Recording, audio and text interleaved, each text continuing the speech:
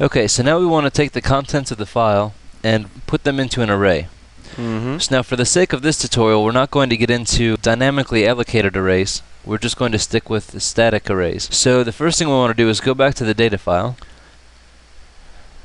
Which is data.txt? Yep. Okay, so we want to remove the last line. Now let's count how many items we're actually going to be reading. 1, 2, 3, 4, 5, 6, 7, 8, 9. Alright, maybe let's add one more and make it 10, just for the fun of it. 10. Alright, so let's save that. So we know we're going to be reading 10 lines. So we're going to put all of these in an array of size 10. I'm going to make this 100. Sweet. Close it, and Alt-Tab, back to NetBeans. When we run through this, instead of printing the line, we're actually going to be storing this into an array. So the first thing we want to do is define our array. Okay, so to do that, we're going to make it an array of integers. So it's going to be int bracket bracket, and we're going to call this array, and this is going to be equal to a new int bracket and then 10 semicolon. This looks like a square on the screen, but what that is that's just two brackets. Square brackets.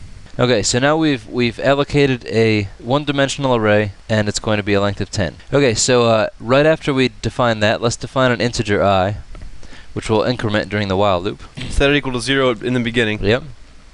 Okay, so now in that while loop, instead of system out print line, str line, we want to parse that string as a integer. Yeah, so we have to do the same thing that we did before. Right, which was integer dot parse int. Okay, so the first thing that we're going to do, I'm going to come down here and I'm going to start I++. Right. And then this is going to be... So the array I, so position I, is going to be equal to integer dot parse int and the string name, which is str line. Okay, so that's going to pump everything into an array. So now let's, after we go through the try and catch, let's write a separate function that is now going to print the contents of the array. Okay, so let's call it print array. Okay, and we'll do this, and I'm going to add a comment here. We see how this is the end of the main function. So just so that we know, end main. So then below this, we'll do our... Whoops. Definitely pushing the wrong keys here. It's been a long day. Okay, so then... so now we want to do a public static, and we're going to be passing a parameter as... We'll do like print array. Right, we need to define the parameter, I think. Void? Or void. Okay, public static void print array. And instead of the semicolon, we're just going to put the brackets in there. Oh, I'm sorry, this doesn't go there. So then this would be like int array. Actually, we want to call it something, so we're going to do int space x, bracket bracket. Let's try this. Print line. So let's just print row 1. X. And then inside here, for int counter equals 0, whilst counter is less than 10, counter plus plus.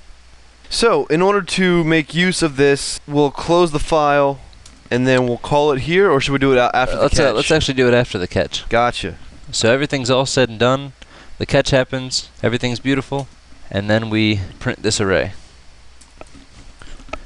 And it's going to be a print array. So this should work. F6. And of course it does. Wonderful. Okay, so just a quick overview. The only thing that we changed is we have this now, and we also declared lines 26 and 27 up here where we declared the array, set the counter equal to 0 in the beginning, populate the array, and then at the end here we print the array based on this function here.